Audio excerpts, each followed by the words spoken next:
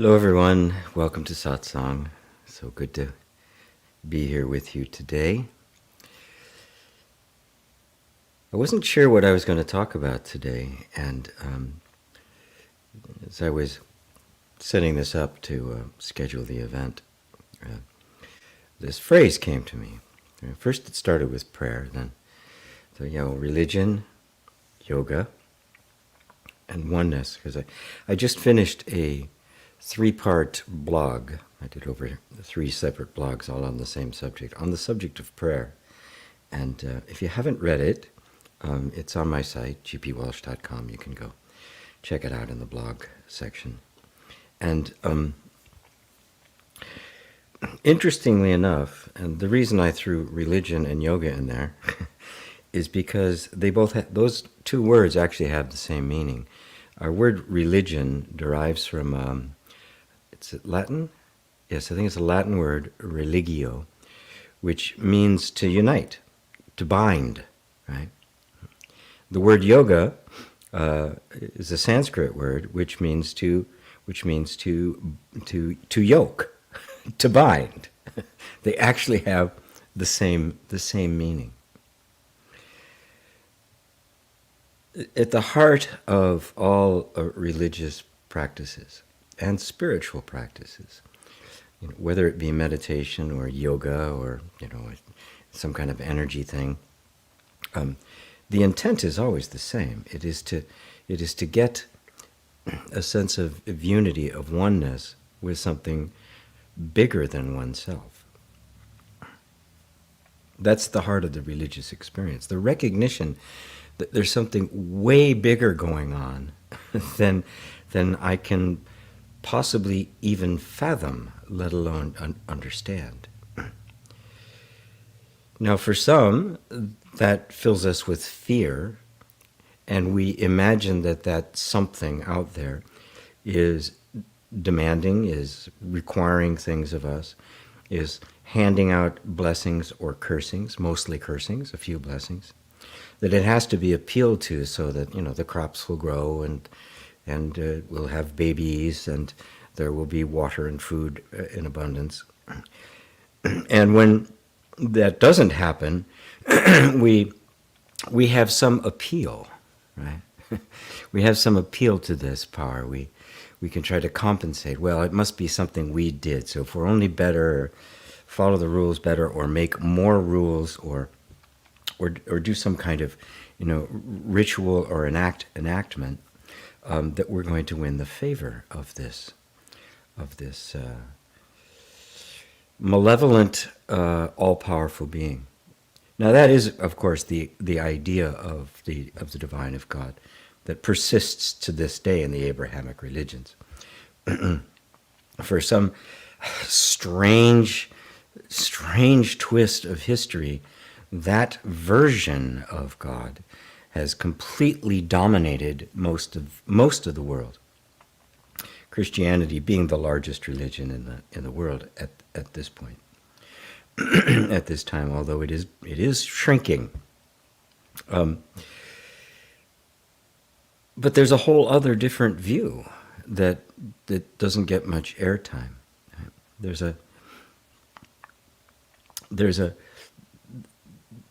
notion that what we're actually binding with, what we're seeking to unite with, is not a malevolent being, not something controlling nature, not a manipulative character who is basically manipulating history to please some kind of warped sense of humor, which is what it appears to be.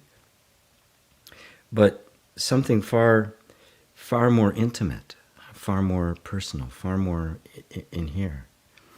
And so as we trace this kind of, you might call it an evolution of consciousness from this most primitive. And I got to point out that not all of what we call primitive had that point of view. If you look at Native American culture and a lot of other cultures that are Aboriginal, they didn't see it as as a malevolent being that they had to appeal to. They saw something far more intimate. They saw woven into everything that we experience, everything we see and touch. It's like an invisible hand that was immanent in it, not separate from it and judging it or doling out blessings, but was actually that this was, in fact, the face of this mysterious, unknowable essence, the Great Spirit. For also some strange twist of history, that view got pushed to the side, got pushed down, because, well, one can just assume that the other view of God creates cultures that are far more aggressive, far more arrogant and condescending, far less tolerant, right? That they would walk all over the so-called nature religions, considering themselves superior. So I guess you could understand that would why that would happen. The Aboriginal cultures tended to be matriarchal. That is, there was an equality between the genders. The gods were both masculine and feminine. That essence, that essential force, was neither masculine nor feminine, but gave rise to both. And so property was owned by women. That was the community.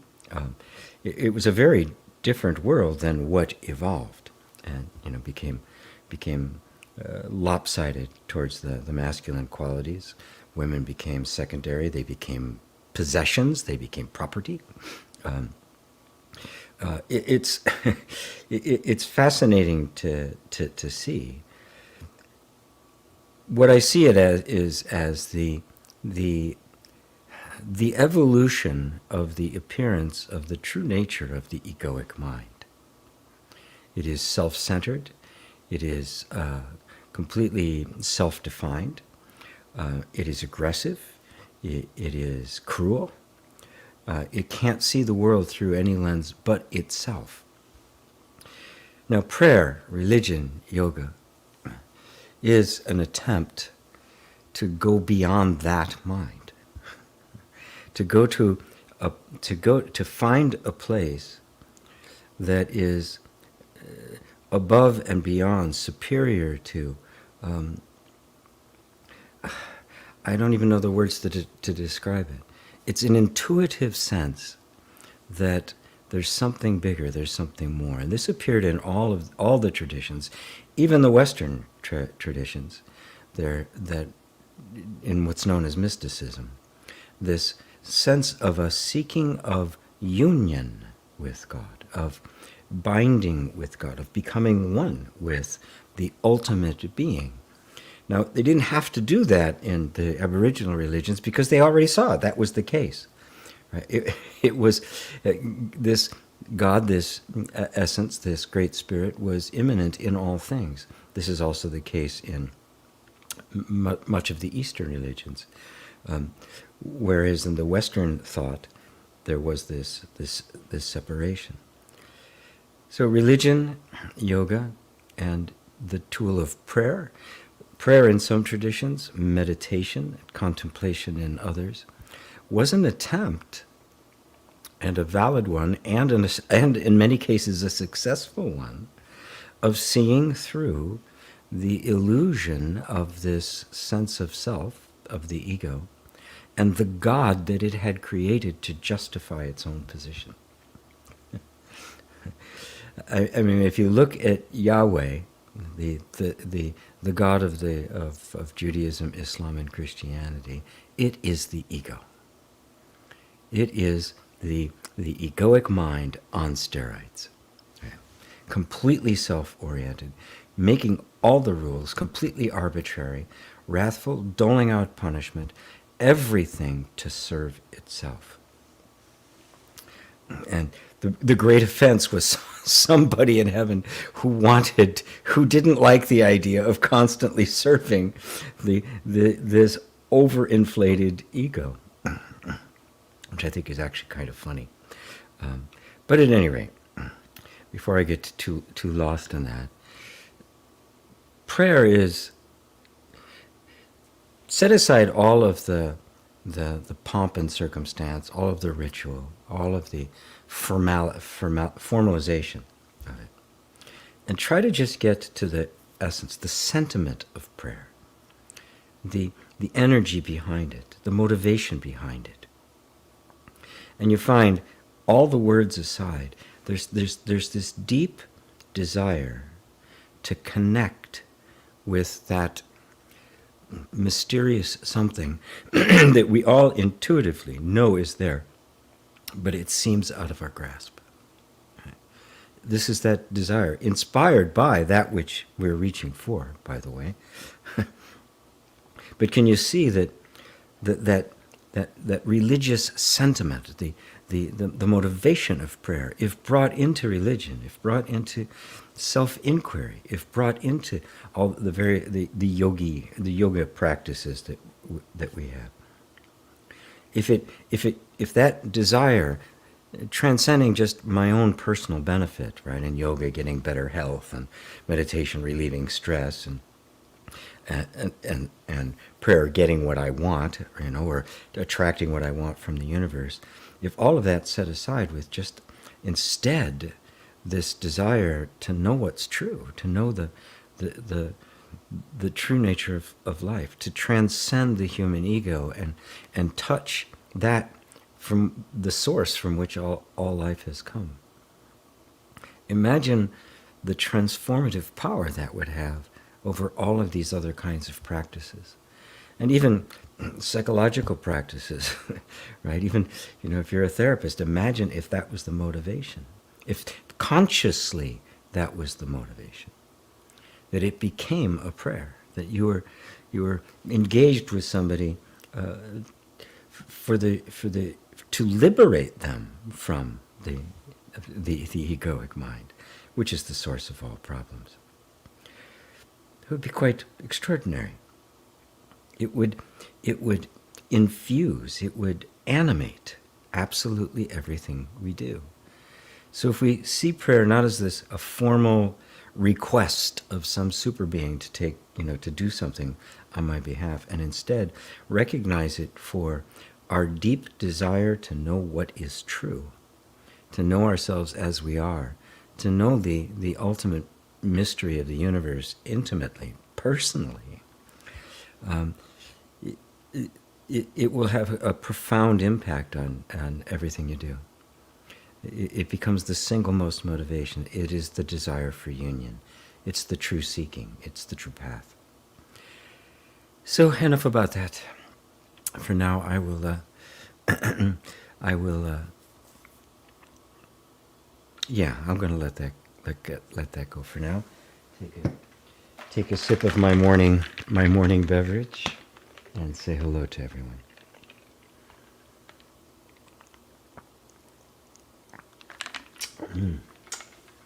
Oh, I forgot my apple cider vinegar in that. So, hello Rosario, hello Ursula, John, Ireland, Portugal, Madrid, Poland, hello Eva, Robbie in Romania, hello Diane, hello Babaji and everyone, namaste. It is so good to be here in this moment with you all. I look forward each week to these powerful teachings. Oh, I do too. Hello Facebook user, hello Jay, Hariom, hello Robert, South Wales, good to see you here. Sally, oops, jumped ahead. In Southeast England, hello Sally. GP, does self-compassion enhance the separate self-identity? Also, what's the difference between self-pity and self-compassion? Thanks. Well, I don't think I need to explain the difference between self-pity and self-compassion, because you can feel it, can't you? Right? Just, everything has a distinct energetic signature, I kind of like to call it. It has a vibe, right? We can feel the difference between something that's authentic and something that's inauthentic. Something that is simply, oh, woe is me, and something is take care of me. We have to acknowledge our humanness.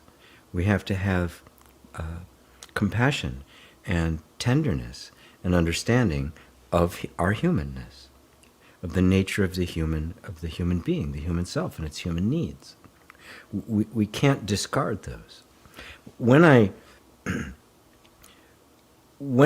find that for whatever reason I've not been doing that, I'm in situations where I'm not being taken care of, my needs are not being acknowledged, my value is not being acknowledged, oftentimes we can just kind of fall into this place of, well, woe is me. Well, this is the way it's going to be. This is the way it's always been. Now, that always has at its origin the sense of powerlessness that comes with a child. If we were treated that way, without respect, without being valued, always being criticized or demeaned in some way, even subtly, we're going to get this feeling that this is where we are and this is who we are, and we don't deserve anything better than that. Out of that is going to grow a sense of hopelessness that is ripe for self-pity, for feeling like you're a victim. Because the fact of the matter is that you were pitiable when you were a kid. You were victimized. It's happened to so many. I mean, the horror stories I hear when I work with people individually, and sometimes it comes out in groups as well. We've had centuries of the most horrific abuse, right? All justified by cultural and religious ideas. The children have just been so horribly mistreated, just kind of pushed into a corner of just zero self-respect, zero self-love, that self-valuing becomes extremely difficult to do. And when there's a sense of hopelessness of there, it almost inevitably sinks into pity, but you can feel the difference, can't you? Right? The sense of hopelessness, where a sense of compassion is simply a recognition of a simple, obvious fact. I need to feel valued. Of course, if my environment isn't doing that, it's hard for me to do it. If I've been taught to devalue myself, it's going to be hard for me to regain that territory. Right? But that's the task. That's the task at hand. Now, the other question: does it enhance the separate self-identity? No, it doesn't. Something I always like to point out, that it is actually easier to let go of the ego if there is a sense of worth in the individual. We have to remember that the ego, the false sense of identity, it gets attached to something. Right? If I'm full of self-pity and feeling like a victim, that is the ego. Right? That is how it has identified itself. It is. We often think of ego in terms of egotism or conceit, but it isn't. It's simply identity. It is the sense of identity, the sense in us, the sense of self, that for some reason needs to identify with something. Well, the reason is very simple. You cannot function in the world without some sense of identity. You have to become somebody, right? So I like to point out, if you don't have a sense of identity and you walk into a 35 flavor ice cream, you're not going to know which ones to pick. Right now, you walk in and there's 35 flavors, but you don't sit there and go, oh, this, no, that. There's a couple that you're interested. They're kind of the go-to ones. They came with the territory of that sense of identity. Now, it's not fixed, and over time that could change and be different ones. So there's nothing fixed about that sense of identity, right? But it's necessary. Having a strong sense of self, that is a healthy sense of self, is essential to being able to function in the world. If it doesn't happen, and I've known people who were severely hindered in that way, That's what schizophrenia is, as far as I understand it, where the sense of identity does not develop for whatever reason, usually because of a lot of abuse, because I'm not allowed to be anything. I'm forever criticized, and like a sense of identity has nowhere to go. And so it becomes just kind of amorphous. It becomes this, and then it becomes that, and it's whoever you're with, you're taking on those characteristics just to get some kind of attention, and it's a pitiable place to be in. So there's a certain amount of strengthening of oneself that comes as part of this spiritual journey. I've never known of anybody who's gone from the madness of schizophrenia to awakening, although they're very close. they're very close, but one is out of control and one is in control. to come to the sense that I am not anything, that any identity I take on is not real, it's not authentic, it's not the final word. For the one who has never had any kind of strength, it becomes a clutching. For the sage, it becomes simply being able to become somebody and let it go, become and let it go, become and let it go, and never being stuck in an identity. You can see it's similar, but very, very different. There's a strength in there that the ego is transcended, not destroyed. In a sense, it's destroyed in that it disappears, but it's transcended. And so now we see that the sense of identity is just a function of life. And if I show up with my granddaughter, I'm grandpa. If I show up here, I'm the teacher. If I show up, I don't know, at the grocery store, I'm a shopper. Right? None of those define me. But if I show up at the grocery store, I go, I like this, I don't like this, I like this, I like this. Oh, this is good today. Right? Those are all choices being made. All of those revolve around a particular sense of identity. If I believe that identity to be me, rather than simply a set of feelings and interests and preferences in the moment, I've created the ego and now I'm stuck. If I just see it as circumstances and preferences and transient temporary things that are there in that moment, I'm not stuck. And an ego never solidifies. So the ego gets stuck in self-pity. There's no ego in compassion. Matter of fact, we can have compassion for somebody stuck in their ego because it's causing suffering. So I hope that answers it for you, Sally. I do hope that the most important thing is cultivating a sense, an intuitive sense, that can energetically distinguish the difference. Right? Because the ego is pretty good at imitating. Right? It can actually be engaged in self-pity and calling it compassion. Oh, I'm just taking care of myself, right? I mean, there can also be arrogance, right? So it's a kind of a subtle sense that's cultivated over time, and the thing that makes it cultivated is the desire for it. It's simply the desire to be who you are, the desire to intimately know the truth of your own being, and thus the being of everybody else.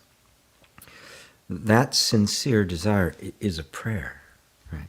That's reaching out to some place beyond yourself, and it will cultivate everything you need to be able to distinguish the difference until it's just intuitive. You just know that's true, that isn't. That's genuine, that's not. That's loving, that's not. And it just kind of happens naturally. So, thank you for that.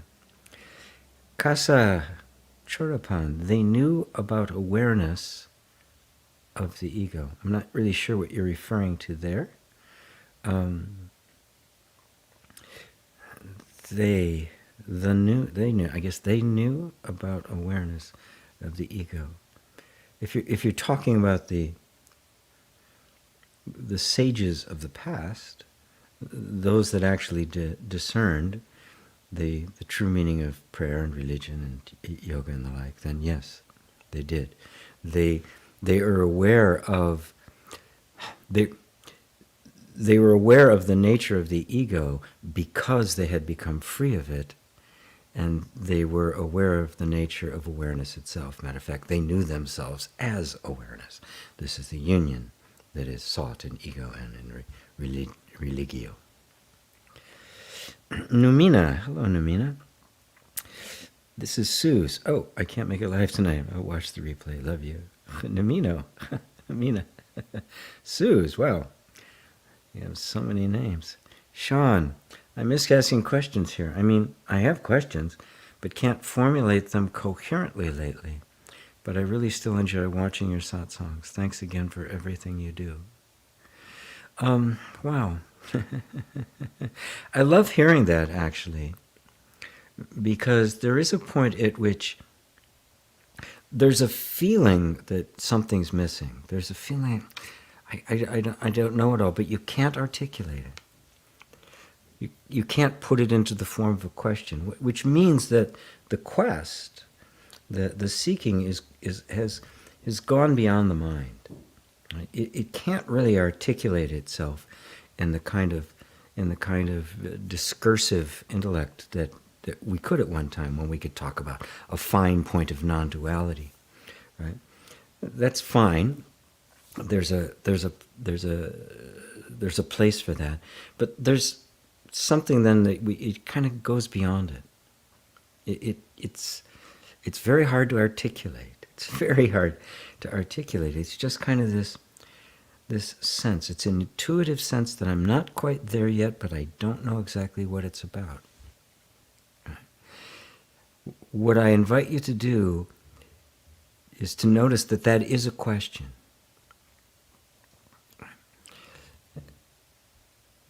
That sense that I'm not quite there yet. Pay attention to that. Take a step back. Right? If the truth is true, it's true at all times, and it's true in all places, and it's true now. Right? So it's not really possible that you aren't there yet. Right? Which means there's this whole state of mind going on, this assumption that I am not there, which sets in motion this energy of seeking, of trying to find it, right? And that becomes the quest or the question. But is that actually true?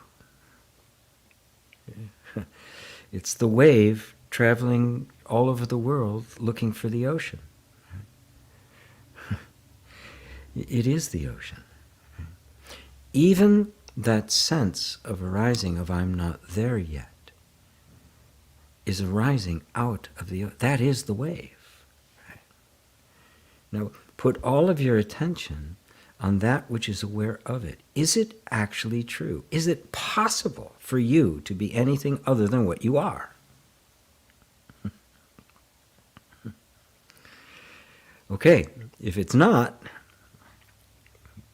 then any thought that says it is can't possibly be true. And this is the practice. We are retraining the mind out of its habit of assuming you are not the self.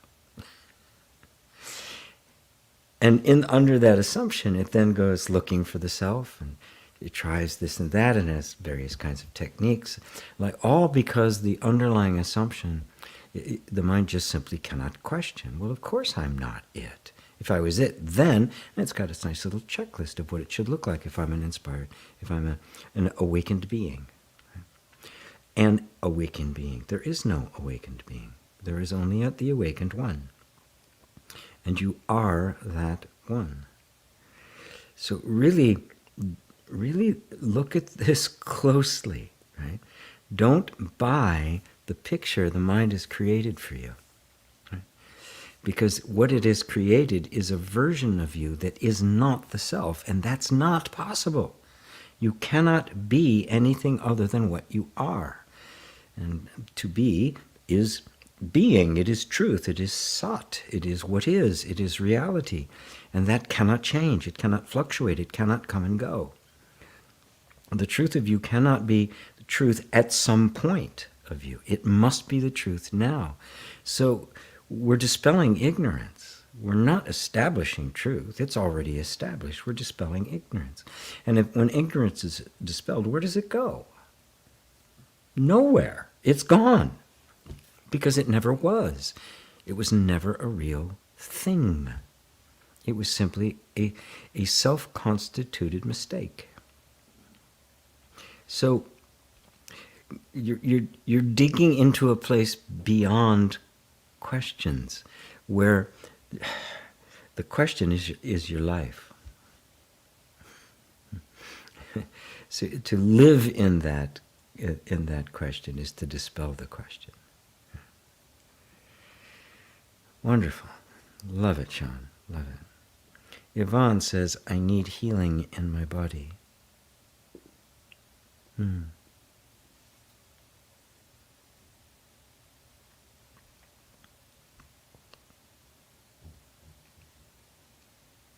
Become a friend to your body.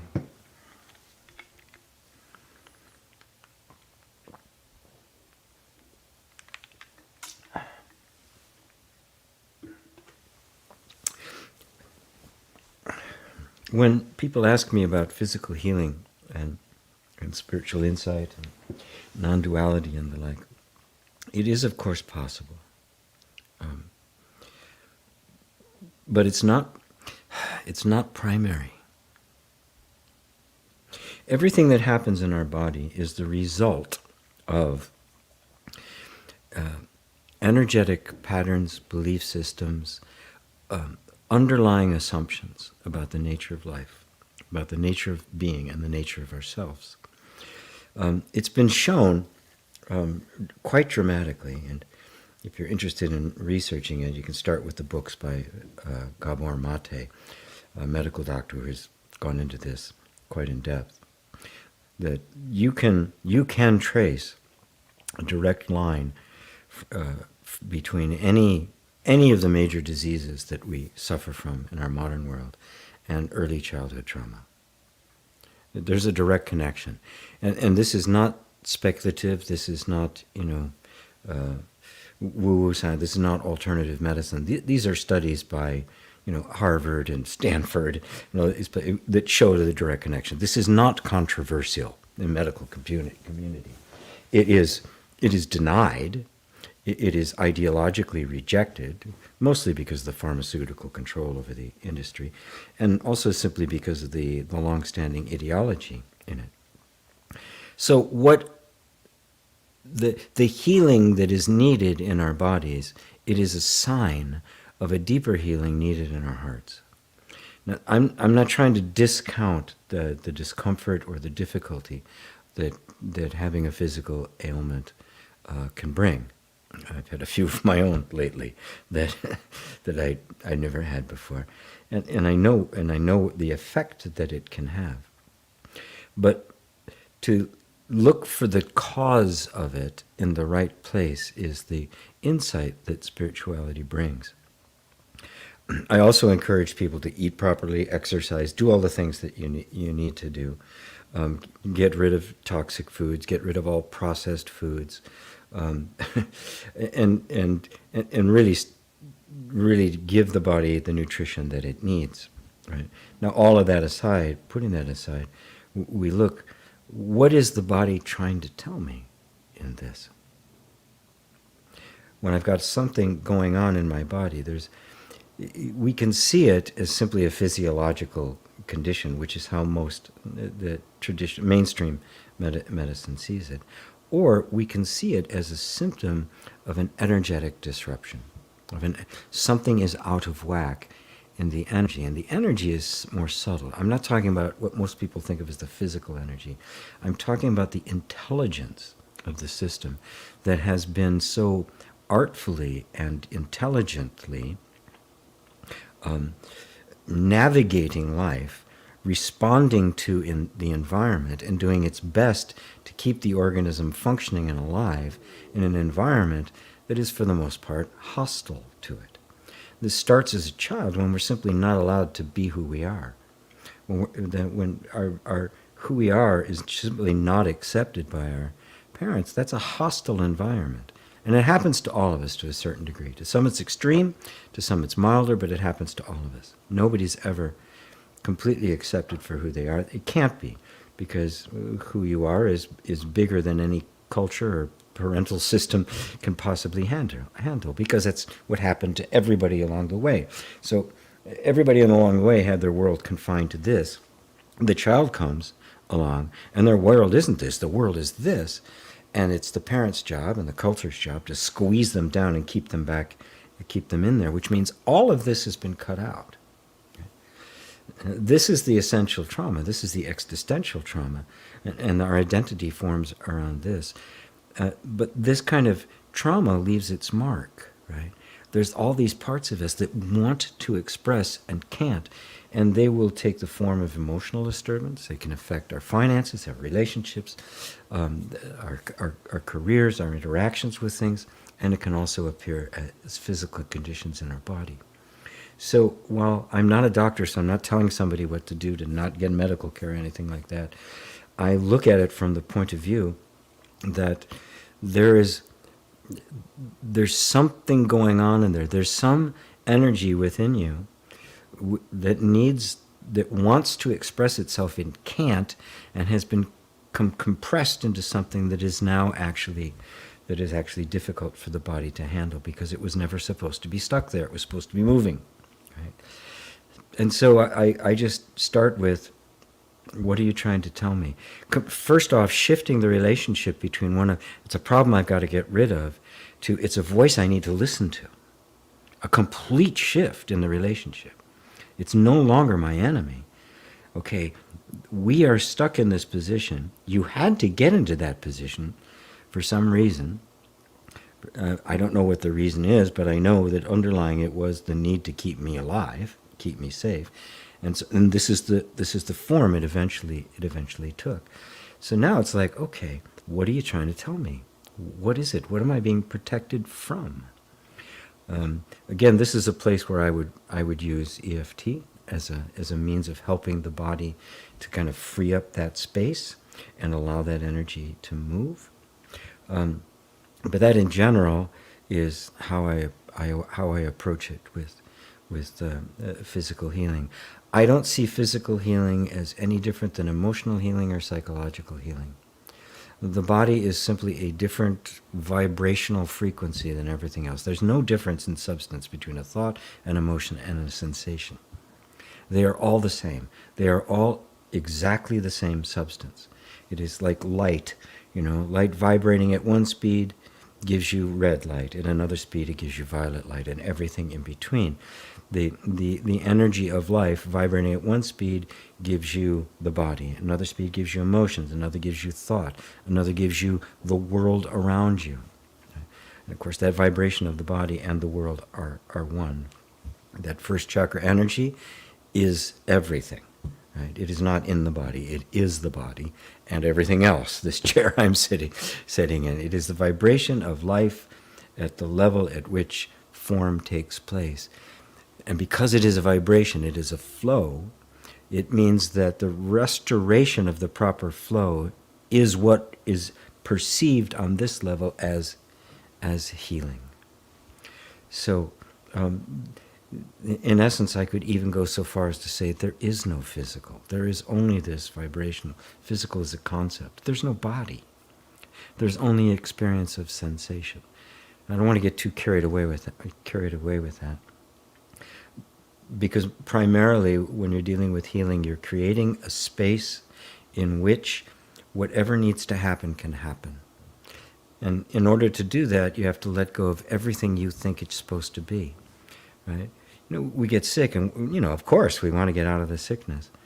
But if we want to get out of the sickness, really want to get out of it, even get out of the possibility of ever being sick, we have to have a completely different relationship with what we experience as the world and our body. I think I'll leave it at that. Thank you for that. Thank you for that, Yvonne. I hope that was helpful.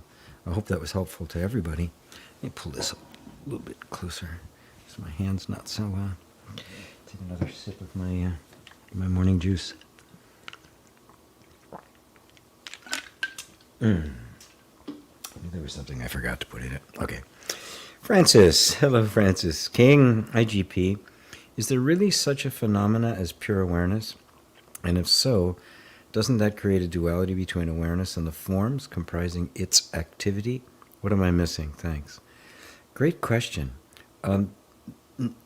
Pure awareness is not a phenomena. Remember, a phenomena is something that appears, right? It is caused. There's something else behind it, right? Like a cloud is a phenomena, right? What appears to our senses as a cloud is only how it looks on this level. What it actually is a very intricate dance between the amount of moisture, the temperature, the uneven heating of the earth, all sorts of things. So it's a phenomena arising from the nature of the sky itself. Right? Now, so can you say that the cloud is different from the sky?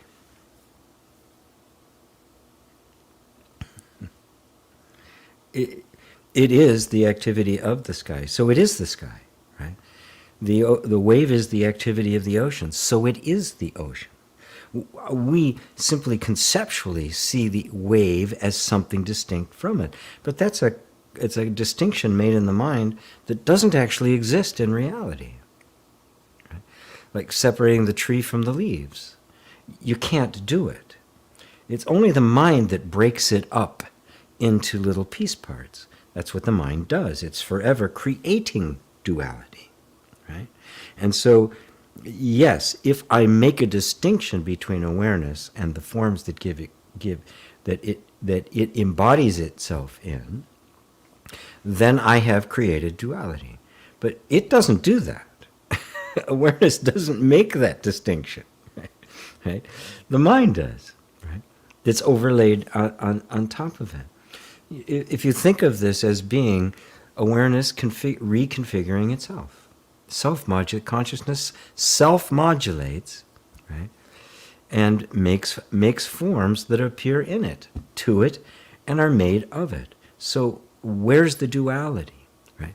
The duality is always in the mind, and it's the mind attempting to understand this conceptually that leads to the difficulty, that leads to the confusion.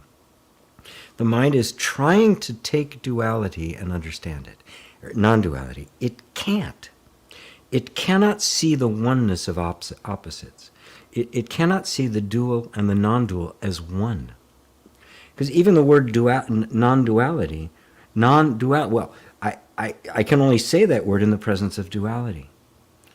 So the genuine oneness, the genuine non-duality, right, transcends both. You cannot say it is dual or non-dual. You cannot say it exists or does not exist. You cannot say it is form or emptiness. Buddha even referred to the emptiness of emptiness. The emptiness was empty because they're conceptual models that we're using to approach that which is beyond concepts. And so ultimately, dual and non-dual don't exist. There is no such thing as non-dual. There is only that which is. We have to bring some kind of conceptual description of it in to be able to talk about dual and non-dual. And then we use the words as best we can to point towards it. Words like Advaita or not two. It's not two. It is not two. Right? So you have a dream at night, right? Is that dream exist independently of you? Is it a duality? It is you. It's the functioning of you. I mean, it wouldn't exist without you. But you can see how the mind struggles with that. Your mind is never going to be able to resolve this. It can't. Because the moment you step into the realm of oneness, there is no mind anymore.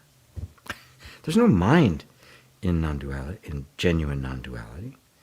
There can't be something other than awareness, which means even mind is an illusion projected upon awareness, by awareness. And the mind is the world. So phenomena doesn't exist, right? Because there's the sense that it's something other. Right? This is the mystery of oneness, which Balyani, the Sufi mystic, said God's veil is his oneness. Because that's all there is. There isn't two. There can't be. And so if there's not two, then there is no such thing as not two. There is only what is. And as you can see, your mind will just spin around this. This is something that just kind of sinks into your heart. Just this simple recognition, this is the way it is. This is the way it must be. It can't be anything else.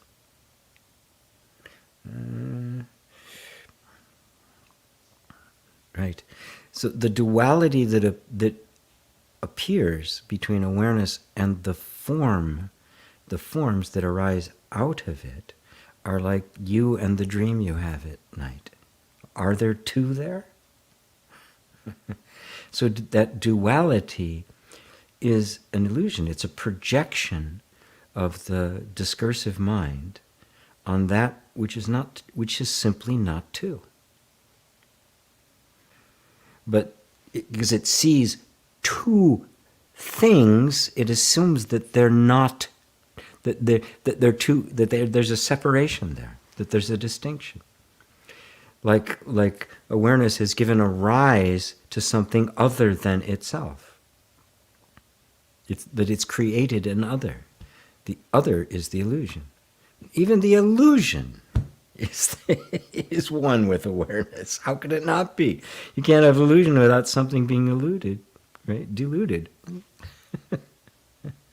I hope this is helping, because I'm pushing the bounds of the concept. This is beyond your conception, as it is beyond mine. It's beyond everybody's. It is not conceivable, because it's not a concept. Right? Instead of talking about awareness as something other than you, look at the awareness itself, not as an object of mind, right? Because right now there's an awareness for you to even say pure awareness, right? So who is that pure awareness? It's you. So you want to know about pure awareness? Look at you. Look at your own sense of awareness, right? And see if you can find something other than that. Find something outside of that is aware. No matter where you go, you find yourself there as this point of cognition, this point of awareness. This is where I say, make it personal. Don't talk about awareness clinically, like it's a thing out there we're examining. That's the mind. Right? What is it that's examining this concept of awareness if it's not awareness? Right? This will bring you out of the head and into the heart. Right into the gut of being. Thank you, Francis. Love your questions. Hello, Melissa. Hello to you. Hello, Carl. GP, I hope you didn't lose your straw. I have not. I did not. I just didn't. I finished my warm beverage this morning before I sat down here. When you can connect to your true self, why would you need prayer? You wouldn't. Or you could say that connecting with the sense of true self is prayer. Right?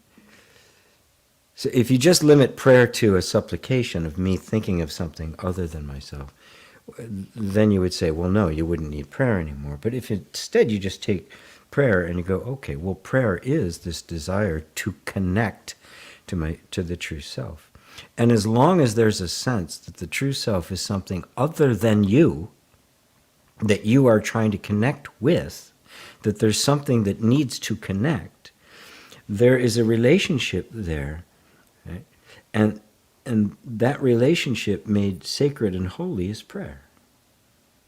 And the elimination of that, of the boundary, the elimination of two into the one, is the essence of prayer. Lord, replace me with you. Dissolve me out of existence. Right? That's the deepest prayer there is. And you can see it's not just, it's not just words. You don't even need the words with that heart's desire. Right? So even the idea of needing to connect, right, it involves two. Right? Even that idea must be set aside. It must be dropped. I cannot connect with what I am. I cannot connect with the ultimate self, because if I could, then I am something other than the ultimate self. Now there is another God. There is a second. Right? This cannot be. There cannot be another awareness.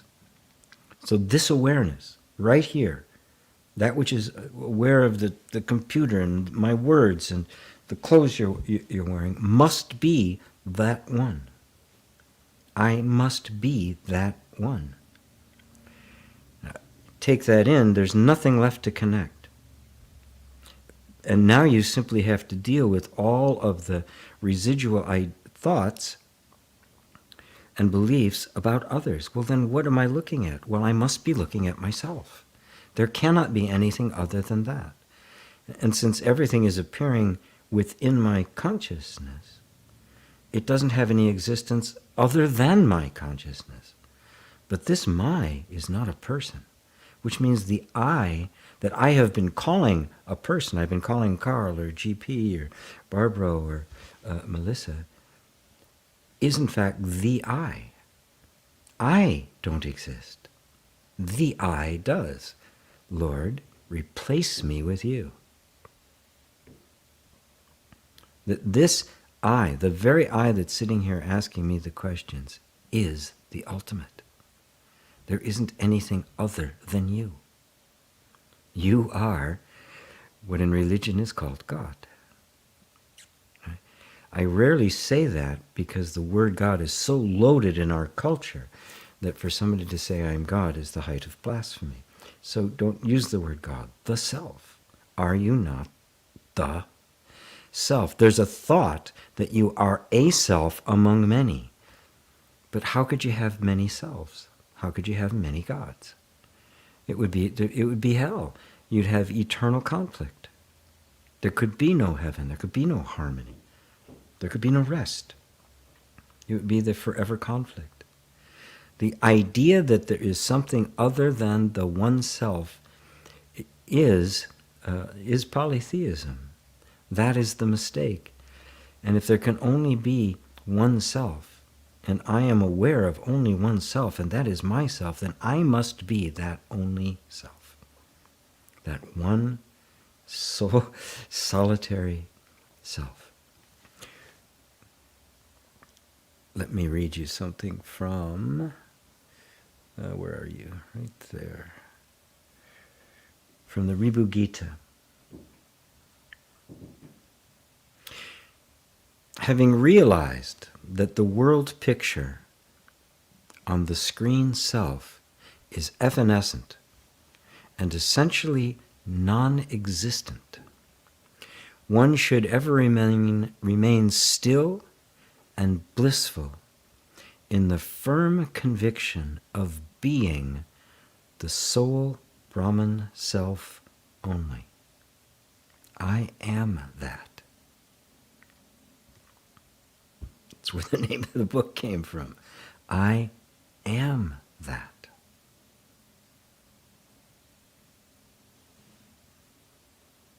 that help, Carl?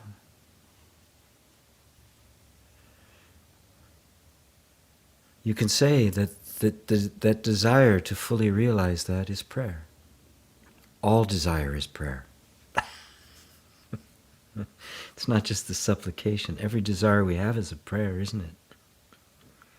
And when those desires are purified to the point where the only thing we desire is to disappear into that one, well, now it's the ultimate prayer. You're standing on the holiest ground. Until you have dissolved into the one, you are no more. There is no more you. There is only the one. And you are that. Hello, Barbro in Sweden. The alien space pod. Hello, alien space pod. Francis, pure awareness creates duality because of the activity. So beings feel separate because ignore that they are different localization points of awareness, which is the true nature of the self, the sense of self. While there is added to it, create the veil. And it is, but there can't really be a veil, right? I'm not denying what you said, right? But who could be veiled? What is it that's aware of a veil? Right? It's only awareness that can be aware of a veil. So even the veil is the awareness. God is veiled by his oneness. It is that oneness that is the veil. It is the inability of mind to perceive or conceive oneness that is the veil. But yet, what is aware of mind? What is aware of others? What is aware of being aware, other than awareness? Drop all sense of being something other than awareness. Not someone trying to get to awareness, not someone trying to wake up, not someone to become realized. All of those are formations of thought. You already are that which you are seeking. The seeker and the seeking are being watched by the sought. Roseanne, what is the purpose of synchronicity? Is it to realize the oneness of everything? Thank you so much, GP. It doesn't have a purpose in the sense that, somebody set up synchronicity to give us clues. When we are believing ourselves to be separate, to being something other, and that there's a bunch of others that we are dealing with, we see something that we name synchronicity, and it seems to contradict that model, right? Because if everything is separate, then everything's just kind of happening according to these laws and stuff, and that couldn't call it synchronicity, you'd have to call it a coincidence. But when we intuitively see this connection to thing, even though many will deny that there is one, they would think it's an illusion, a projection of your mind, then we call it synchronicity. But what it does is it makes apparent it does demonstrate the oneness to the mind that doesn't believe in oneness. Because at its root is the fact that everything is one. And even beyond that, go to the next level, which is, if everything is one, I am that one.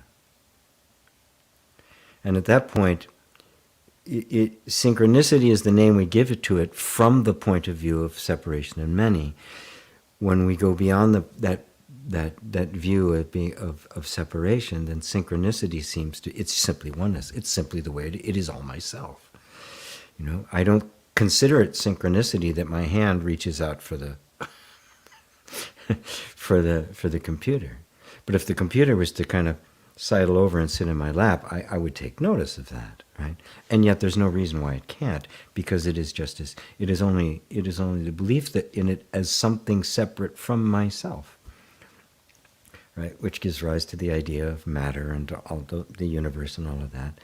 And when that begins to break down, and the true nature of oneness begins to appear from the point of view of the separate self, it will be called synchronicity, because that dry absolute sense of separation has begun to wear thin. The same thing is really true of psychic phenomena and knowing what people are thinking and empathic feelings of other people. It feels like a phenomenon. We call it being empathic or psychic or something like that, because that's a word we would use because it's contradicting our sense of separation. As long as I believe myself to be separate, then I'm going to think I'm feeling somebody else's feelings or reading somebody else's thoughts. But if there is no separation, then all of that disappears. There's no such thing as another. And therefore, all thought is my thought. No thought is my thought. All feeling is my feeling. No feeling is my feeling. It transcends all the opposites at that point. Are you following that, Roseanne?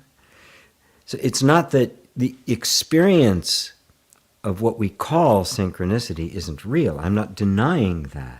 Of course we experience it. And it's wonderful when we experience it, isn't it? It's like all of a sudden things click into place. Wow, how wonderful is that? It's fantastic. But I'm just putting it into the right context. From the point of view of separation, we will call it synchronicity, because we'll see things that appear to be disconnected somehow dancing together. But as we grow more into the depth of understanding of the oneness, we realize that this is the nature of all things, that synchronicity is really the law. That's the rule, not the exception, and we've just misinterpreted it. So enjoy it, right? And take it even deeper, because the reality, everything is a synchronicity. We like to call this a synchronicity when we like it.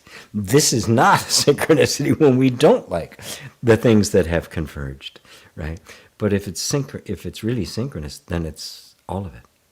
So I can let go of my idea about it. The thing I knock on the ground and breaks is as much a synchronistic event as when something pops up and suddenly the greatest opportunity of my life presents itself because I just happen to be in the right place at the right time. Well, it's the same thing if I happen to be in the right place at the right time to knock the cup down and break it. It's the same. So we completely lose our idea of there being anything other than that, and we come more closely to recognizing the true oneness and the true harmony of being. Hopefully that helps. Peter in Italy, hello sir, hello sir. David and Elaine, love and greetings. Getting her late. Shame on you. I'm going to send you to the principal's office. Jay, Sean, you're seeing what's more important, buddy. This week is about I am. This week is purely about I am. Other than worldly questions aren't invading the space today. Yay. David Ellis, hey man, how are you? Enjoying the live show and learning from you. Stay blessed. Oh, David. Even I haven't talked in a long time. I knew him when I was back in Miami. He did the mixing. He did the mixing and for my solo piano album, because he's an engineer and now he's into video and does all sorts of great stuff, and an artist. I mean, you've really grown, man. Francis says, I've heard Rupert say that awareness knows nothing of what the finite mind perceives. Is there a disconnect there? No.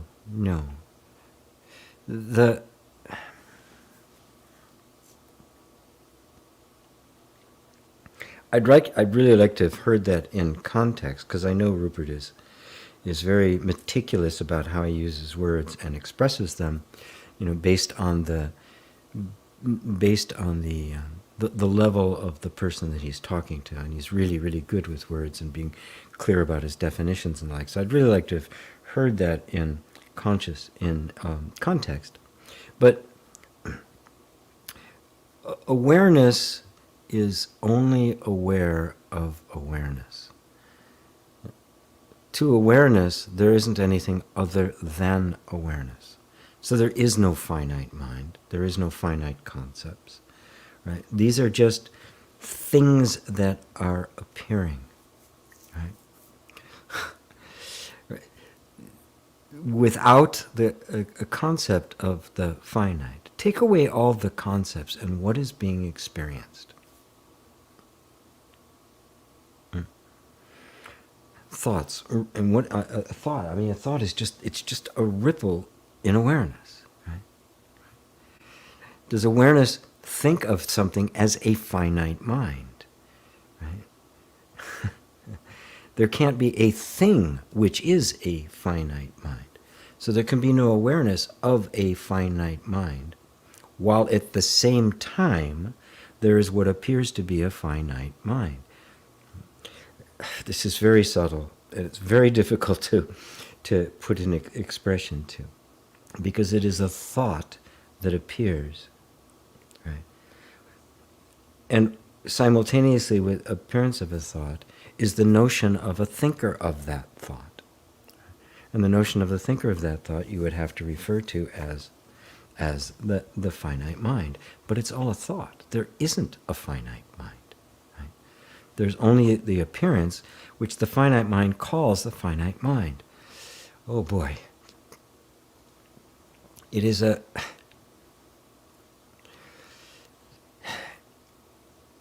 In pure awareness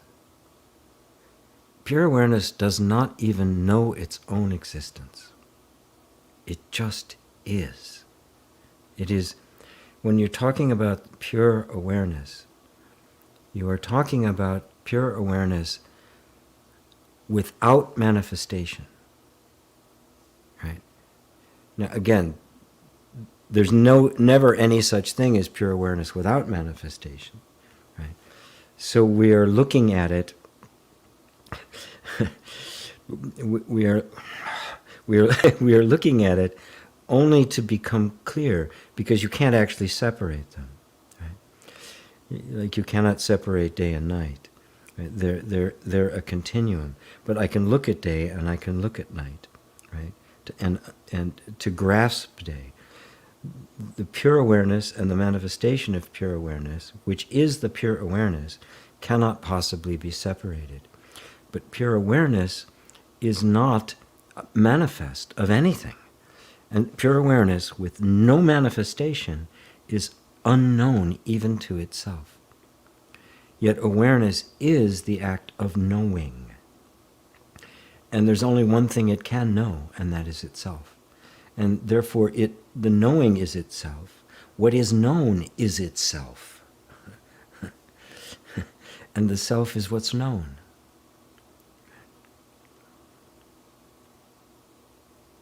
I don't know how else to express it. Right? It is the alpha and the omega. The manifest is the source of it. Right? Without it becoming the source of it. Without it becoming it. The song is music, without music becoming the song. The music doesn't come from the song doesn't come from the music, because that would make two. Nor does it enter back into music. You do not emerge from the self, right? Because that would make two. So that means you must be the self. Everything experienced is the self. Right? So there is no finite mind, there is only the self, even though a manifestation may be a finite mind. Oh boy.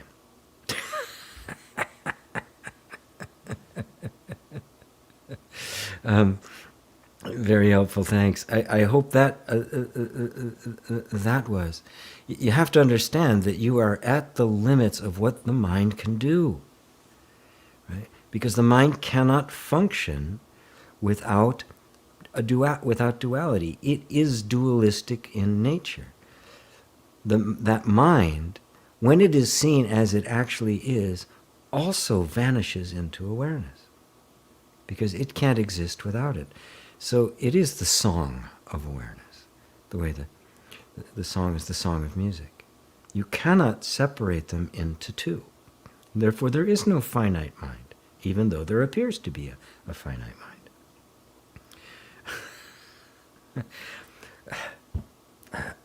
That's as far as I can take it. That's as far as I could take it, at least now. Maybe another day I'll have more words. But it's good to hear you talk live. Well, thank you, Facebook user.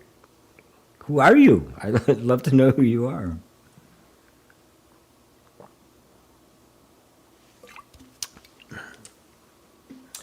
Jay, I've been feeling a little worried about the safety of my loved ones lately, especially with how things seem to be getting crazy every day. Now with the shooting that happened in Buffalo, it's really worrisome to go to the grocery store. My oldest is 4 and he'll be able to go to school in a few years. How did you feel during those young days of your kids? Well, the seeds of what's happening now were happening then too, and I saw it happening. There were crazy things then as well. It's worse now, for sure, when mine were 4, but I am intimately aware of it now because my granddaughter's 5. My one granddaughter's 5, the other's 4, the other's 6 months. And I have my grandson-in-law who's 14. And so there's definitely an emotional connection there that drives it home. On one level, you have to recognize that you simply have to be reasonable. You have to take the precautions you need to take. But we need to think seriously about them. And the precautions aren't armed teachers. That's just the NRA, which is nothing more than a lobby for gun manufacturers. They have no interest, do not have the public safety at heart at all. But so you just take the precautions that you can and use it as an opportunity to not go crazy, not become a helicopter parent. Watch, but at the same time, if you're overly protective and grabby, the child's development doesn't happen. They never learn self-confidence. They never learn their own independence. And they grow up with a sense of fear. And of course, the sense of fear is what makes us so easily controllable. So you can see how the whole thing works together. But I have to say that once you become conscious, the role of parenting becomes way harder. Right? If you're unconscious, you just do what your parents did. This is what the culture says to do. This is what my religion says to do. This is what I'm going to do. I'm off the hook. Right? But when you're conscious and suddenly it's like, well, what's the actual impact that I'm having here? How do I bring them up to be free and creative and self-expressive and at the same time be protected in a world that's gone nuts? It's not an easy question to answer. And it can only be answered by somebody who is diligently themselves working on clarifying their own sense of what is real.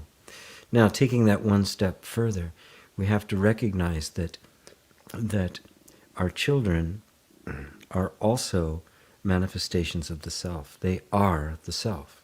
And therefore, they are not helpless. We cannot think of them in terms of these tender little psychological things that we can screw up. Right? Because they're not. Right? We have to take everything that is in the reach of our consciousness, right, and reconnect it back to its source, right? So that we see that even our children are the manifestation of the self, which means they come complete. They come batteries included. They do not need to be coddled, right? Then you see yourself as fulfilling the functioning of the self, nurturing and nourishing itself, its own manifestation. And you kind of hook up to the images of the goddess, the mother love energy, and you become the manifestation of it, and the father protective energy. But you don't see it as something I'm here and they're over there. There is this oneness to it, that the family unit is a singularity expressing the reality of the self. And now at this point there is no other. Right? It is one manifestation, one thing. a long, long time ago. God, not that long after my experience on the bridge, as my spirituality was developing. I was practicing spiritual healing, and it's a whole story in and of itself. But I got this call from somebody one day, and their dog had puppies, but was refusing to feed them. Was referring to just refusing. Just left them alone. Left them to die, basically. Just refused to allow herself to be suckled.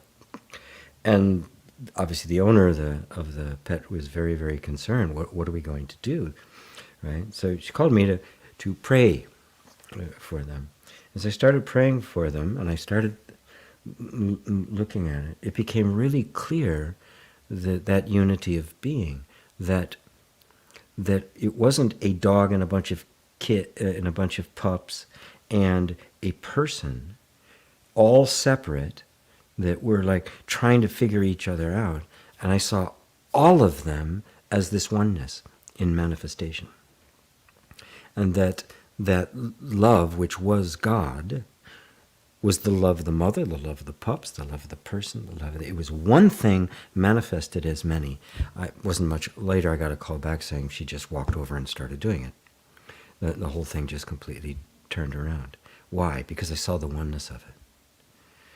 I didn't see it as being distinct, and I could not see the mother or the pups separated from this essential love, which love is God, and the effect was immediate and total. So this is the kind of thing to transcend the idea that there's a bunch of different players being influenced here, to see that everything you're seeing is the manifestation of this one. And this is where the sense of a finite mind disappears, right? Love doesn't see anything other than love. Love doesn't see hate, right? It's extremely difficult to try to conceive that, but to sense that everything is a manifestation of that one, it just kind of calms the whole system. It calms everything, and completely redefines your relationship with your children, and takes them out of the realm of being these completely vulnerable, weak little things, to being they are the manifestation of the self, just as much as you are, just as much as the sage is. In fact, they're closer to the sageness than you are. They have the opportunity to realize it consciously, and because you're their father, they're going to have a lot easier time of it than you did. So, hope that helps you there, Jay. Dale, hello. How are you? Just a little home late. Hope you're having a good Sunday, and happy to be here with you. So glad to have you. Sissy, hello, Sissy. God lives within us all. We are created in the image of our Almighty God. Yes. And now go beyond that, so that there's not a you that was created by God, but God is manifesting himself as you, and there is no you. This is the mystical view. Your view, I don't know you, so your view could either be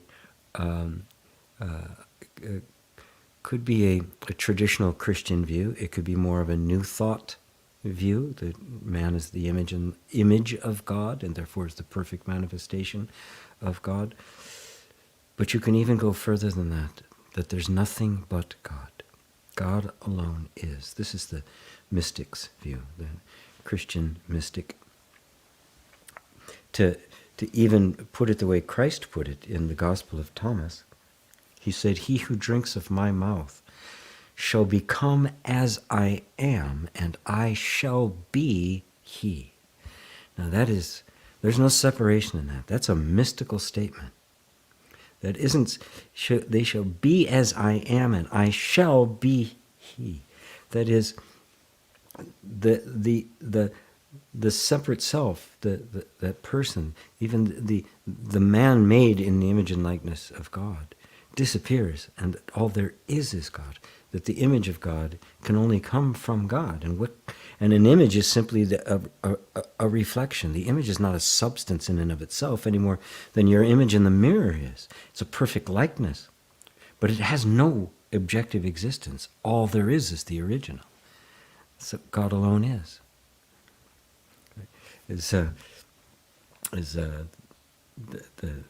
prophet said, he who knows himself, he who knows their self knows their Lord, because they're one.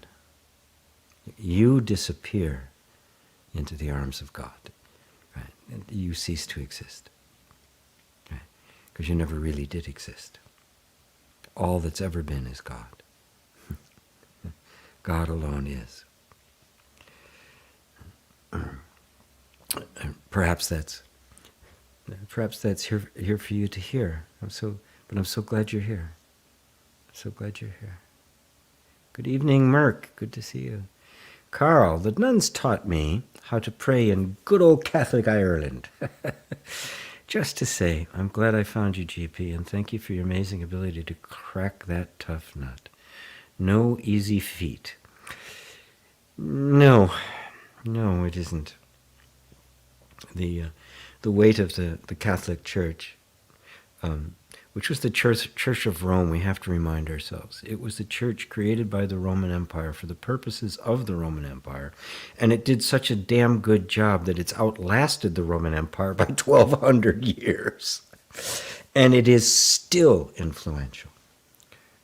The Roman Catholic Church, up through the medieval period, really up until maybe the 17th century. I mean, the kings of countries still had to defer to the Pope and get permission of things. That's why Henry VIII started his own church, so he could get divorced, because he couldn't get permission from, kind of began the beginning of what would eventually become the Protestant. But that influence is still in governments. And now it's even worse. With the evangelical movement in the U.S., which I think it was in the 1920s that the Southern Baptist Convention, which formed what is now known as the evangelical, Pentecostal kind of view of Christianity, which has been becoming dominant. In the 1940s, after World War II, there was another huge convention, the whole Southern evangelical movement, that laid out a comprehensive plan for literally taking over the United States government, getting through media, bookstores, radio stations, TV stations, which they have all successfully done, to the point where they're now incredibly influential. Incredibly influential. Somebody just wrote a book recently. I don't know if it's recent. I just heard about it recently, called Jesus and John Wayne. It's she's a Christian who's been kind of studied the evangelicals and how the conflating of right-wing ideology and Christianity that has created this bastardization, really, of Christianity. And at the root of it is the idea of original sin. That you were born in sin. The ego was born in sin, but you are not. And the word sin, it's funny. The word sin originates from the Hebrew word. I don't remember what the word actually is, but it simply means to miss the mark. And it was used in archery. You missed. You sinned, right? Now, I said you sinned. You can feel the impact of that word because of the meaning that it has now. Right? But it originally simply meant, oops, correct course, nothing more. And now this original sin becomes, you were condemned at birth because of something your parents did, right? Not you. You didn't even do anything. And so it was the church, and still is the church, although they mask it differently, that hands out the forgiveness. I mean, this makes us eternally children, and the punishment is eternal, right? That somehow this, whatever you could humanly do, would deserve a punishment that would be forever. Right? Talk about the punishment not fitting the crime. But that's kind of it, you know. You either do it by this date or you're done. And all it does, and the only reason it exists, is to create fear and to control. That is the only reason it existed. It was why it was created, and it's the only reason it persists. It persists now. But yet, so much we have all been through this entire culture, and it's getting worse with the evangelicals, been inculcated and enculturated into this idea that it lives in our bodies and our psyches without, even though we consciously deny it and know it's not true. Even say it's not really true. Something inside go, oh, what if it is? Right? That's how deeply programmed into it, how diabolical it is. So I'm happy to do my part to undo it, to show what was really meant by the revelations that were in the Bible. Right? That the Bible is a book of myths and stories. There's no evidence that any of it, that very little of it actually existed. Some of the names and places were towns and cities that actually existed, but the stories were not true. They were not meant to be history. They were meant to present spiritual, transcendent ideas that would help direct people, that would help lead people inward, lead people to a higher sense, just the way that all Aboriginal cultures were told through stories, right? Native Americans and Australians and everywhere where you find native, in South America, North America, you find these things were communicated through stories, through myths and through legends. Only in the Indian tradition do you find the Vedas, you find it articulated as a philosophy. Only there. And out of there, of course, came Buddhism, which articulates it as a philosophy. And the rest of the world, it was articulated as stories and parables. Only in the India do you get the Vedas, then the Upanishads, and then the whole thread of Advaita Vedanta, and a whole language that could actually give expression to this kind of non-dual inquiry and articulate it. Right? I remember when I first ran across it, I went, what the hell? Why didn't I find you in the first place? Here I'm digging through all these stories and stuff, getting to the meaning, and I mean, it was fun. It was a great thing and very revelatory, all the things I discovered. And then all of a sudden I read I Am That, and then I started Ramana, I started reading Shankar, and I read, God damn! They just said it! The Buddhist sutras, and I was like, oh my God. I didn't realize that even existed. And of course, the language Sanskrit was developed for that very purpose, whereas the rest was all, stories and myths that had to be sorted out. And there was just the nature of it. So I'm kind of wandering off, I guess, on a tangent. But I have found it helpful, having gone through many years of that kind of a mythological or symbolic study of the Bible and the stories and the characters in it and the like, that it's been very helpful in liberating people from the horrific damage that has been done and is still being done.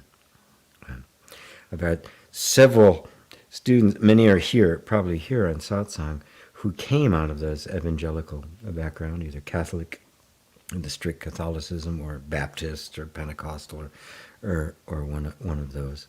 And more and more are beginning to see through it, um, for what it actually is.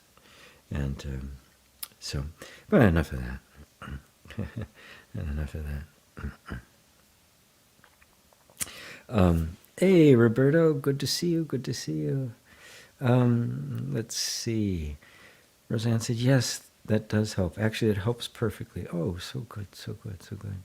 Francis, King, you and Rupert are equally articulate and brilliant. Thank you. Thank you. Oh, thank you very much.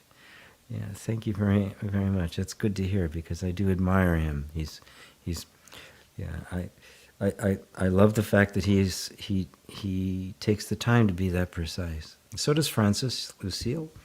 So does Muji, Ajishanti, all the ones that I actually honor.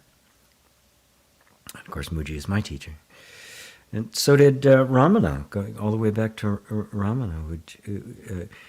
He would work on different levels all the time, depending on who he was talking to. I mean, he would start with silence, right? If that didn't communicate, he would go down to self-inquiry and who am I? And if that didn't work, he'd go down to meditation. He'd go down to I mean, even told somebody to read the Ribhu Gita, and they came back and said, I don't understand a word of it. He says, it doesn't matter, just keep reading it. You don't have to understand it. Just read it. I've got so many things going on right now. A bunch of workshops I'm planning, and a whole campaign to launch them. But I really, really want to do a whole workshop, maybe a series just on the Ribhu Gita and on Know Thyself from Balyani, the Sufi master. Wolfgang Felix, follow instrumental music. No more words are needed. I agree. I write instrumental music. It is, but words are needed. It's not the exclusion. If they weren't needed, the sages wouldn't use them.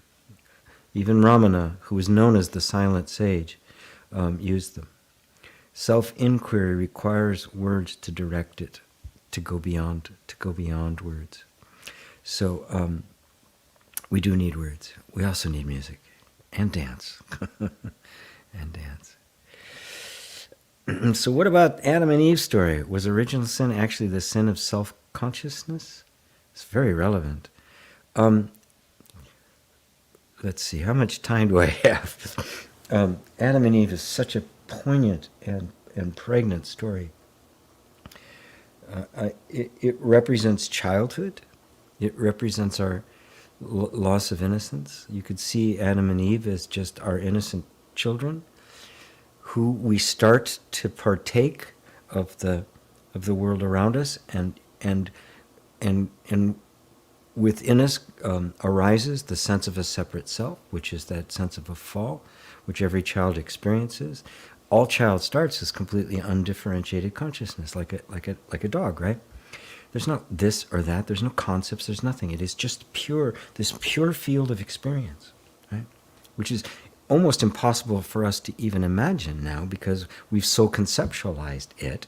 I'm using words to point to things because we can't see it without the words, to try to go beyond the words to this just complete undifferentiated field of awareness, which is where the child is.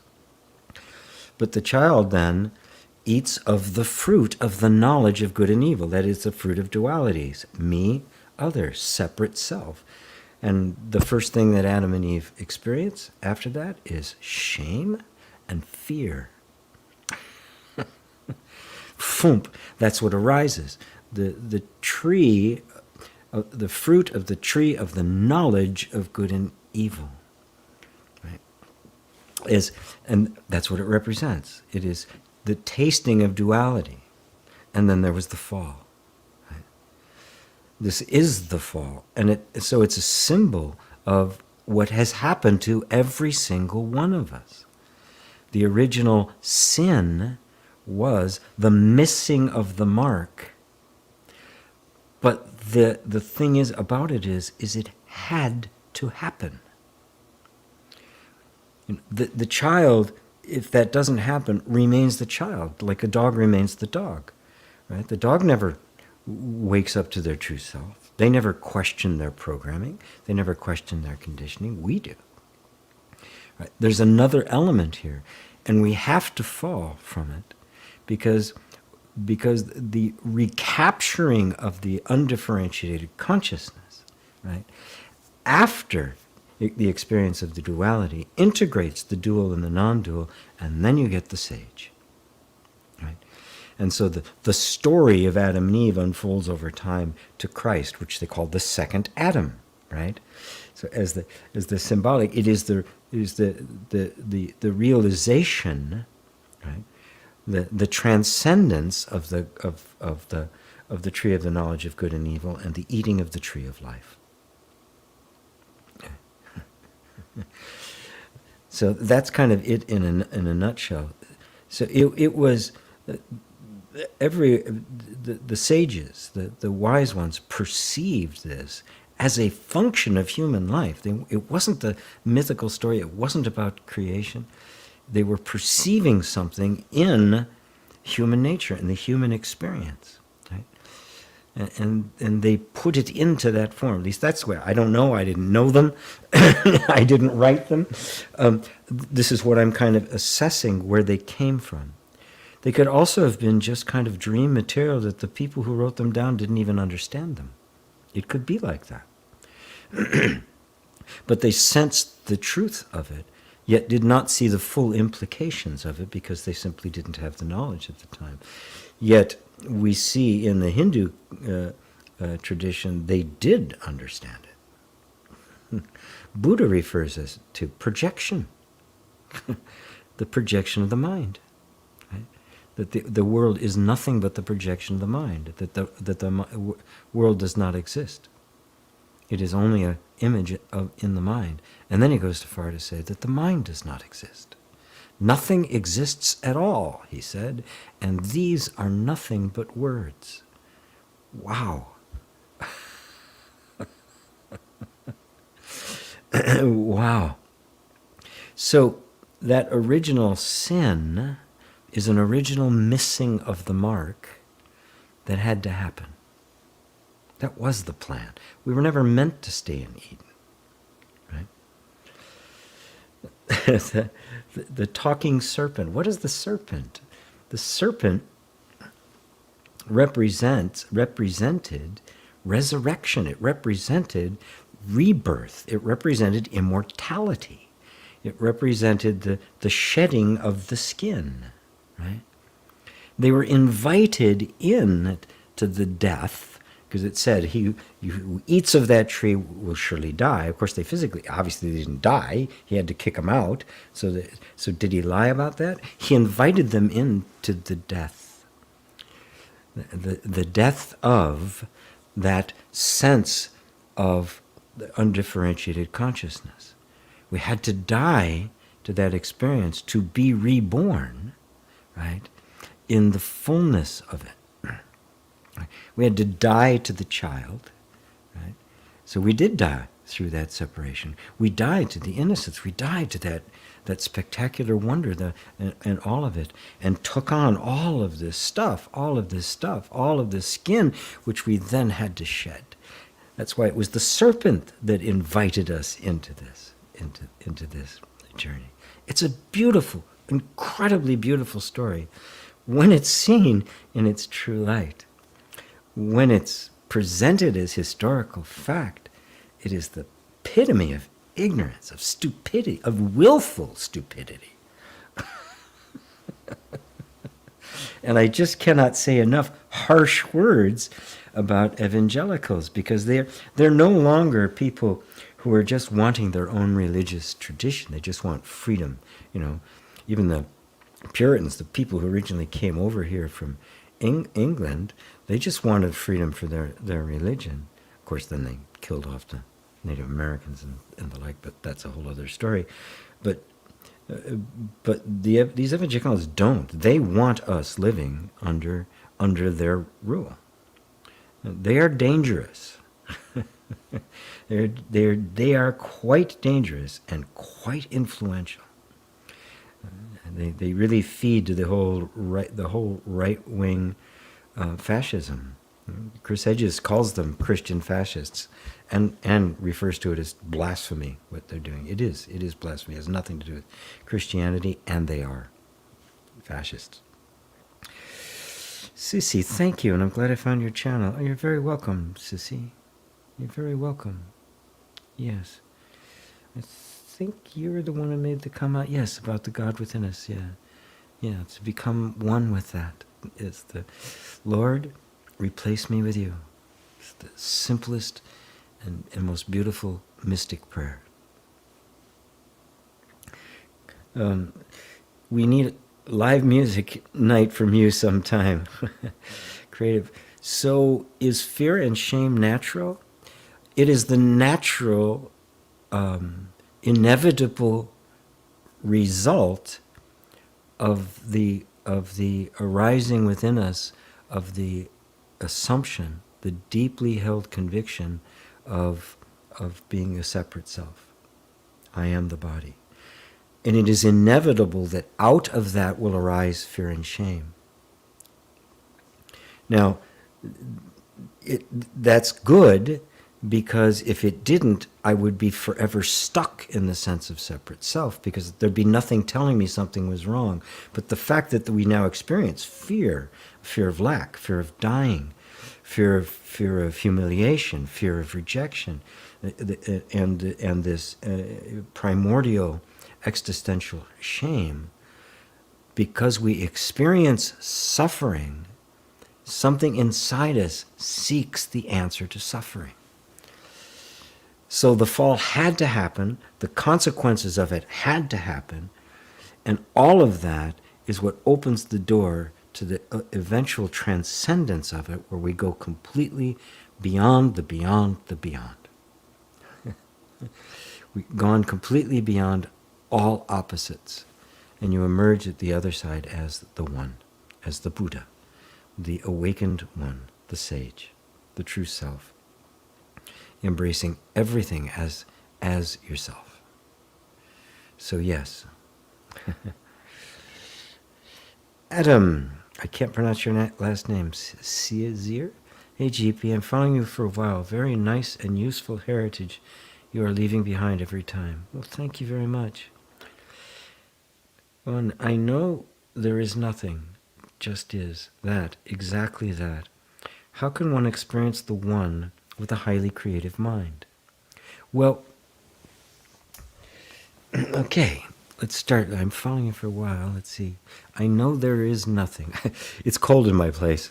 I don't turn the heat on I don't want to turn the heat on during the day. It's cold, so I have a blanket. No, I'm not imitating Muji, my teacher, who always seems to have a blanket on, even when it's 100 degrees. I know there's nothing. There is nothing. It just is. Just is. That. Exactly that. How can one experience the one with a highly creative mind? Right? Well, the one that seeks to experience the one is the one. This is notice you're thinking of yourself as one, and that this other one is kind of this special state, right?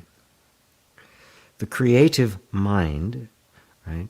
Now, let's take mind out of the picture, because mind's just a word to describe thought, right? Not to describe, but to summarize thought. I mean, without thoughts, is there a mind? Right? So mind is a word for functioning, for an activity, for something that's happening. And in this case, the creative mind is creative thoughts. And there's a lot of creative people there. There's a lot of artists listening on this, and that's where I got my start. I mean, I live for creativity, and still do. I mean, the satsangs are all creative. I don't plan anything. It's just what's going to spontaneously come to mind. Where is it coming from? Is it coming from a mind? Is there a mind there that is being creative?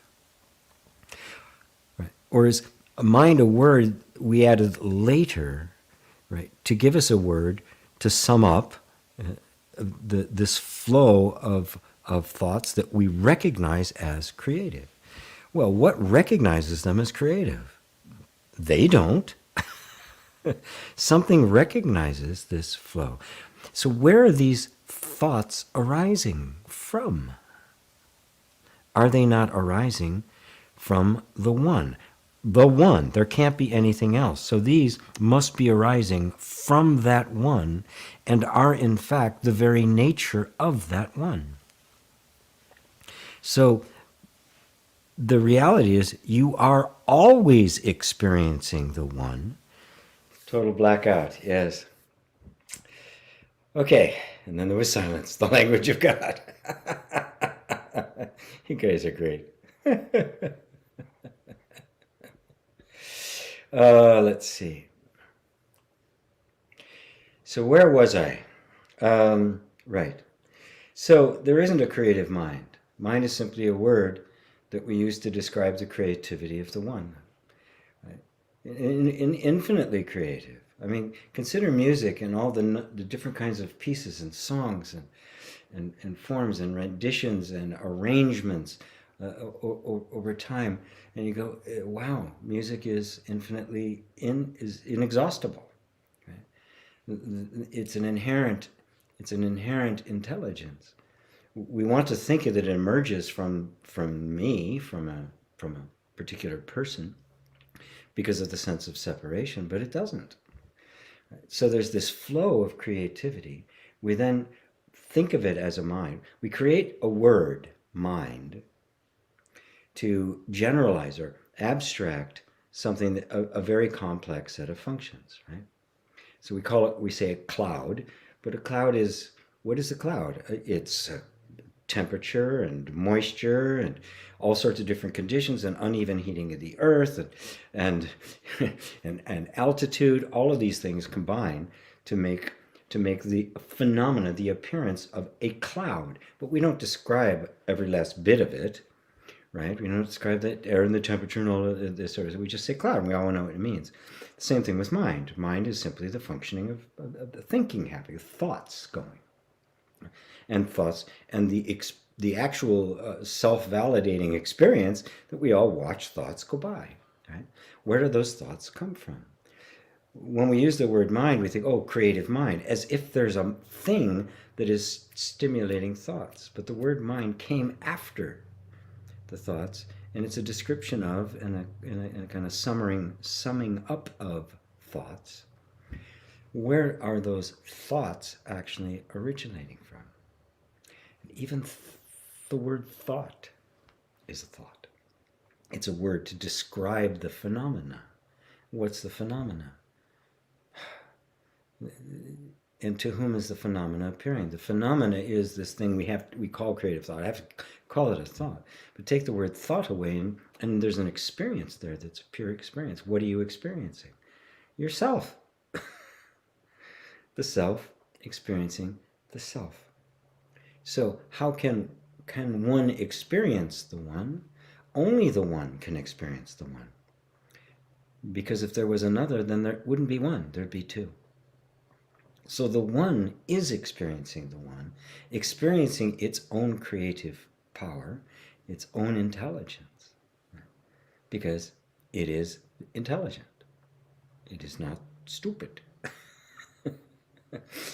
So the one experiencing is the one. And you can see it's just a thought that says there's another.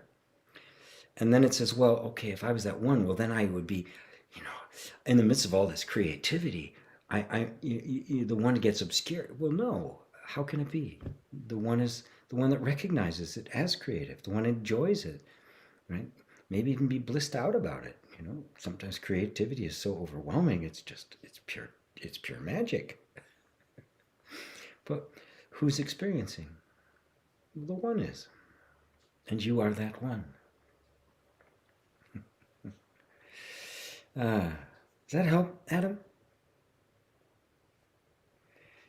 David and Elaine, if silence is the language of God, then so are the words arising out of that silence. Yes, yes. Thank you for the clarity and refinement of your words, G. When the mind raises no objection, all is clear. Yes, yes. Everything arises out of the silence.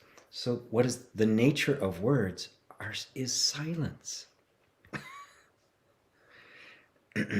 Out of the silence arises Om, which is the fundamental vibration of I am. And it doesn't leave the silence, doesn't replace the silence. It's, you know, the leading theories about the nature of what we call matter is that it is space vibrating itself. That it is a condensation of space itself. Space isn't what they thought it was. It isn't this empty thing. It isn't empty, and then it contains the stuff that we call matter. That what we call matter is space itself. Isn't that an interesting mind blower? Sound is silence itself. You can't separate the two.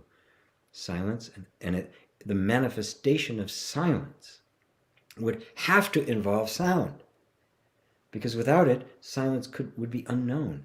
Only in the contrast do we detect the silence that is behind.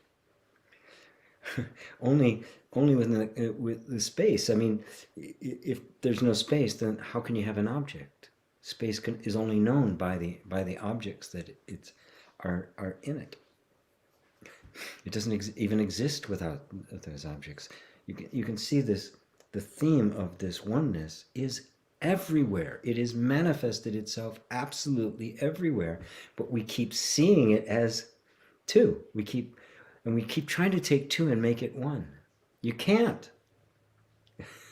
Two disappears in the one. And of course, when the two disappears into the one disappears as well. Because now that's one, many, everything, nothing, they all just converge into the absolute pure non-dual.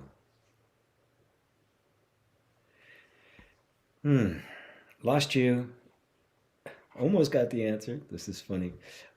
Did you get the answer now, Adam? Whoa. Gee, that's very funny. Did you get it now, Adam? Yes, it helps. Thanks. I just don't get if there's one. This one is that, and this one is that one. What is you? Well, this is where you need to ponder. This is why this is self-inquiry. This is self-contemplation. We are contemplating the nature of the self, not intellectually, not just okay, what is the self? Oh, the self, and thinking of it as to contemplate the self. We must contemplate myself, because everything else is speculation. I don't know about yourself. Right? You don't know about myself. So put all of your attention on your own sense of being, because that's what you know. That's the only self you actually know. I mean, the fact of the matter is, I could be completely a figment of your imagination. You have no way of knowing. My existence, my reality is to be acknowledged, has to be acknowledged by you. Right? You have to be the one that says, that is real. Now, the only way you could do that is if you're real. So your point of reference is always yourself. Nothing other than yourself. So if you want to know the self, if you want to do self-inquiry, that's where you have to inquire. That's where the attention goes. Not to a theoretical one somewhere. How about the one you know? And looking closely, you find it's the only one you actually know. Everything else could be a complete hallucination. But a hallucination cannot exist without somebody hallucinating, which means you actually do exist. If the nature of all of this is illusory, I'm not an illusion. This is the self that needs to be inquired into. Not an abstraction, not a theoretical pure awareness or consciousness, but the self that you know, the self that is hearing these words right now. That is the self to inquire into. See, I just don't get, if there's one, this one is that one. What is you? Right? Yes. There can't be a you. If this one is that one, well, then there's this one. And what I'm looking at, even though I don't understand it, is myself. Somehow it's myself. Like a dream at night. Every night you have a dream, and it's all you. We don't think anything of it, especially when we wake up. Oh, yeah, it was all me. Every character, every word, every voice, every face, it was all me. Right? They may look like people I know during the day, but they weren't there. There was nobody objective there. It was totally subjective. Now look at your everyday life. Is it any less subjective? Wow, I mean, this is worth pondering. This is the true depth of self-inquiry. You're looking at the self that you know to find out its true nature. Not assuming anything about it, but let's look at this self right here, the one I do know. What is the true nature of myself? Am I just this form in the world? Well, I'm perceiving the world. I don't even know if the world exists. Because I think the world exists, I think of myself as something in that world. But if the world doesn't exist outside of my perception, then this is just an image of me. It's not actually me. Well, then what am I? What's my actual experience of myself? It's not an image in a mirror. It's not a picture on a screen. What do I actually experience of me? There's a sense of my being that's undeniable. It's also indescribable. I didn't create it. It's always here. It never changes. Now you are inquiring into you, the self. The self. Does that help, Adam? I experience the manifestation of one, just an experience and watch it without no free will. Is there any free will in your existence? Just putting aside all the decisions and things we make, because there's an experience of free will. I agree, right? But we're trying to go beyond what is merely experience and our interpretation of experience to what's actually happening. Did I create myself? No, I didn't. Because I would have had to have existed prior and then create myself. So I didn't. There's no free will there, right? Okay, that sense of being that I have. I didn't create that. I'm not maintaining it. I don't do anything to be. Can I find a beginning to that? I can speculate a beginning, but when I actually look, I can't find one. I can find memories. My memories go back. Right? But was I not there before there were any memories? Did I not exist and then come into existence? Now, you notice, I'm not discounting our experience of free will. I chose to do this, right? I chose to sit here at satsang. I chose to hang out with you guys. I choose this, right? On one level, it appears that I choose that, right? We can explore that more, but I don't want to go in deeply into that question. I think for you, it's more, and for most of us here, to dive deeply into the self that you actually know, rather than speculating about one and somebody else's self and what's their experience like. Self-inquiry brings all the attention back to the only self that you know for sure. Go, who is that? Who am I? So, I'm going to leave it at that. It helps a lot, thanks. How do you know that you exist? You said I exist. You are sure. I don't know that you exist. You don't know that I exist. But you do know that you exist. Because even to doubt your existence, you'd have to exist to doubt it. I mean, if you didn't exist, there would be nothing, oblivion.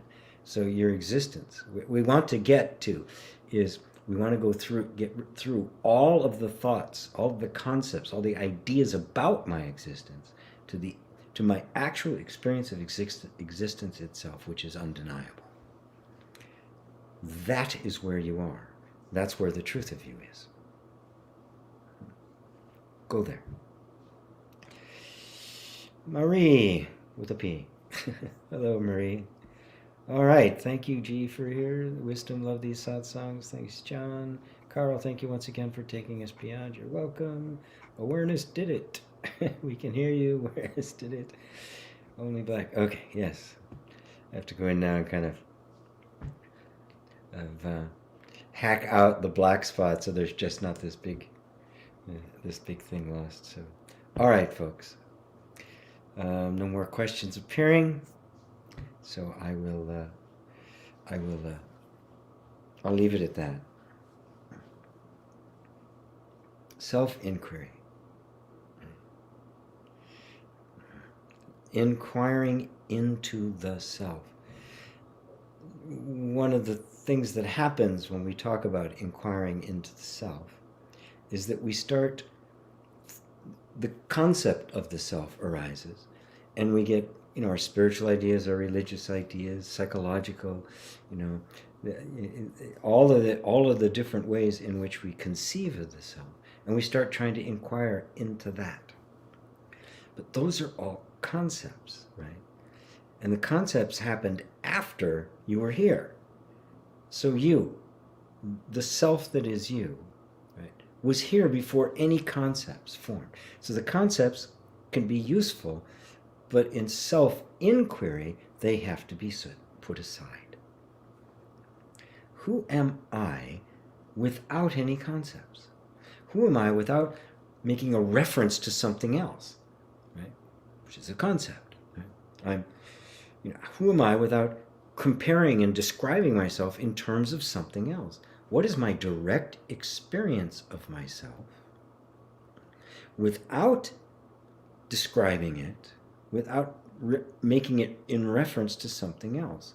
What's my direct experience? This is the direct path.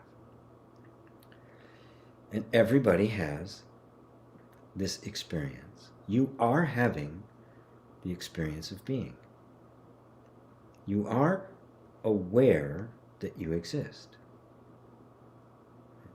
Now, go there, that place. When I say, do you exist? You come back and say, yes. Where did you look? Notice, it's not a concept. When you say, yes, I exist, it's not a concept. You're looking somewhere that is not a concept. This is the point of true non-duality, because you are looking at yourself, but not as two, not as one thing looking at another. It's non-phenomenal. It is non-dual. The knowledge of yourself, this knowledge, the direct knowledge, experiencing, sensing, recognizing yourself, is not dual. It is not one thing looking at another. It is non-dual or non-phenomenal recognition. This is the awakening. Right? This self is absolute. This is the true self and the only self.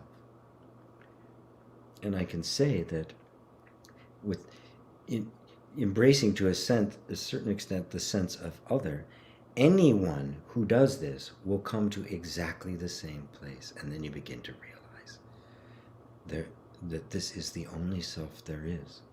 And these are all faces of myself. But not the self that we are all sharing. It is myself. And all are an appearance of me. Then the